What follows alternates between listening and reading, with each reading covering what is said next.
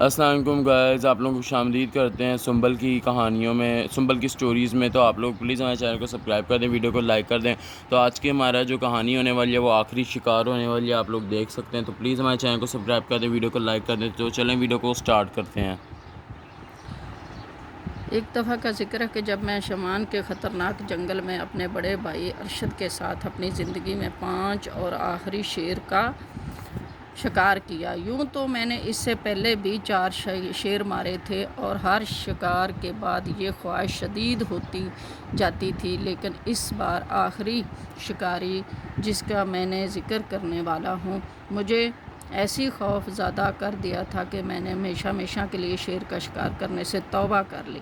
مجھے بچپن ہی سے شکار کا بے حد شوق تھا۔ یوں بھی ایک شکاری کے بیٹے میں شکار کی امنگ کچھ زیادہ ہی ہوتی ہے۔ یہی وجہ تھی کہ میں چھوٹی عمر میں ہی والد صاحب کے منع کرنے کے باوجود ان کے ساتھ شکار پر جانے کے لیے اصرار کرتا تھا اور انہیں مجبوراً مجھے ساتھ لے جانا پڑتا تھا۔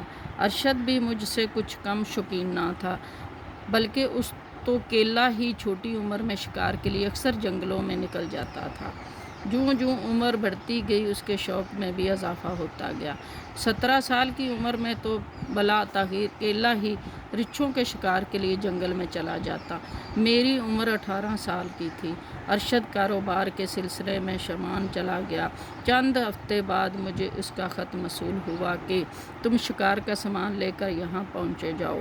شہر سے 12 میل کے فاصلے پر ایک بہت بڑا جنگل ہے، وہ مجھے معلوم ہے۔ اس جنگل میں تم شکار کا سامان لے کر آؤ۔ شیر میں نے اپنے ایک ساتھی سلیم کے ساتھ مل کر شکار کھیلنے کا پروگرام بنایا، اس لیے جتنی جلدی ہو سکے میرے پاس پہنچ جاؤ۔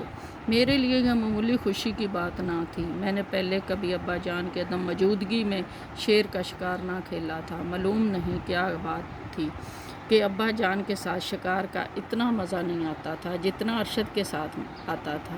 چنانچہ میں بالآخر دوسرے روز ہی رخصت سفر باندھ کر اپنے شمان روانہ ہو گیا اور 7 گھنٹے کے سفر کے بعد ارشد سے جا ملا۔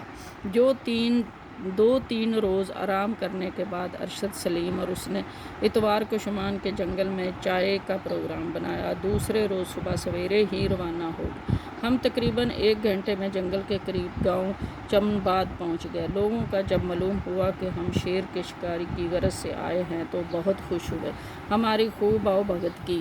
انہوں نے بھی مشورہ دیا کہ ایک روز ان کے پاس آرام کریں، پھر وہ ہمیں جنگل کے متعلق تفصیلات بتا دیں گے جن سے ہمارا کام آسان ہو جائے گا۔ بہت معقول تھی، اس لیے ہم مان گئے اور وہیں قیام کرنے کا فیصلہ کیا۔ دیہاتیوں نے ہمارے قیام کا یہ بھی بہت اچھا انتظام کر دیا۔ رات کو بہت سے دیہاتی ہمارے پاس آ گئے اور انہوں نے بتایا کہ اس جنگل میں ایک آدم خور شیر ہے جو اب تک سینکڑوں آدمیوں کی جانیں لے چکا ہے اور اس کے خوف سے کھیتوں میں کام نہیں کر سکتے، کیونکہ وہ دن کو بھی دیہاتیوں پر کئی مرتبہ حملہ کر چکا ہے اور رات کو کھیتوں پر رہنا تو گویا موت کو دعوت دینے کے مترادف ہے، اور اکثر گاؤں پر حملہ اور ہوتا رہتا ہے، کسی نہ کسی آدمی کو ختم کر دیتا ہے۔ اس کی مصیبت کے پیش نظر کی شکاری آئے لیکن کسی کو کامیابی نہ ہوئی۔ ایک شکاری تو خود اپنی جان سے ہاتھ دھو بیٹھا اور اس حادثے کے بعد کسی شکاری نے ادھر کا رخ نہیں کیا۔ دیہاتیوں کو اس مصیبت میں دیکھ کر ہمارا دل پسیج گیا اور اس نے طے کر لیا کہ انہیں اس مصیبت سے تنہا نہیں چھوڑ کر جائیں گے۔ البتہ آدم خور شیر سے نپٹنا کوئی آسان کام نہ تھا اور اس کے لیے کافی وقت درکار تھا۔